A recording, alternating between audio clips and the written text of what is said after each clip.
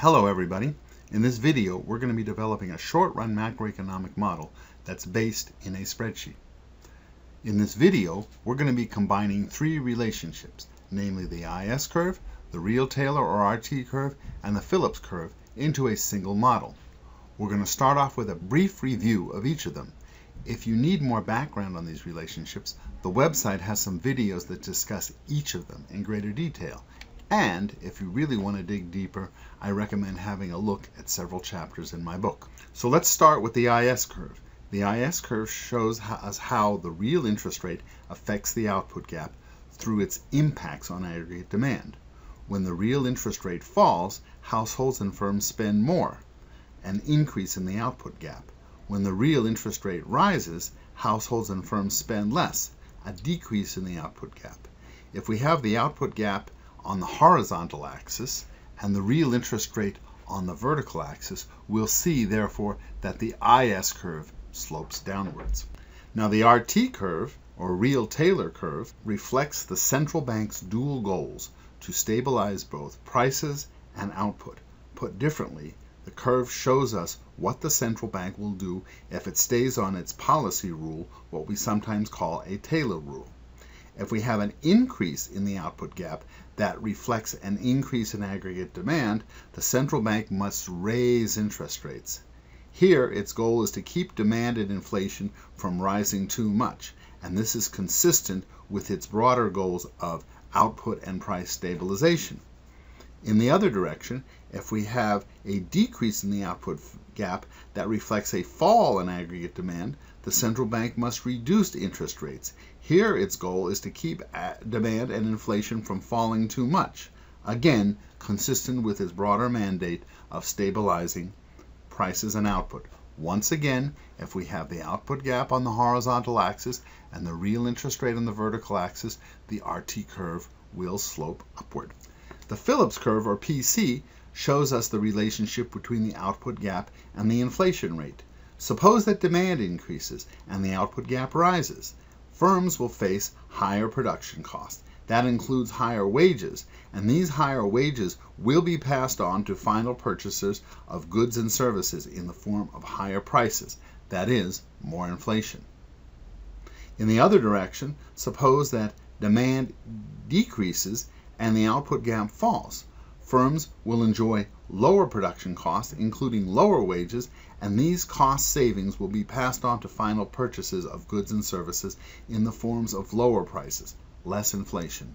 For this reason, when we have an output gap on the horizontal axis and the inflation rate on the vertical axis, the Phillips curve, or PC, will slope upward. An economy contains many simultaneous relationships among economic variables. These are relationships that happen all at once. Sometimes the relationships between these variables can be in more than one direction. Let's review some simple examples. We've already learned that the interest rate affects the output gap.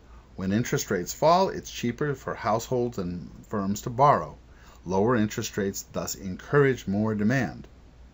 This helps to bring the output gap up.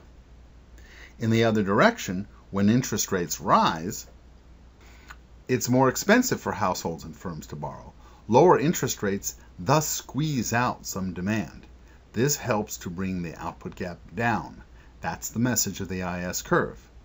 We've also learned about the relationship between output gap and prices.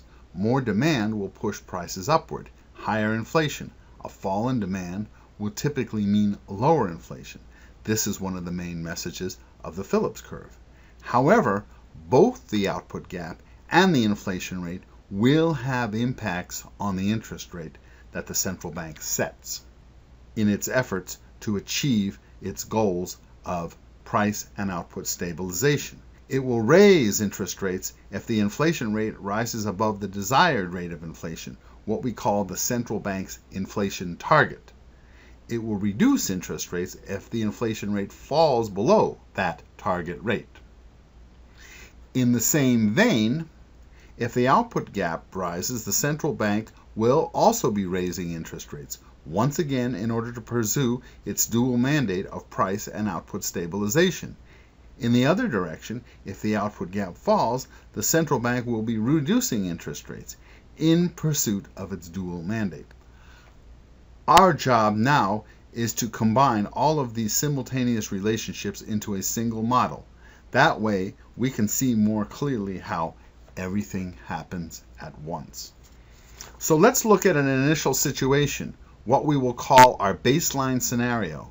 We'll assume that all variables are at their long-run normal values. There are no extraordinary economic events, what we call shocks, in the baseline scenario.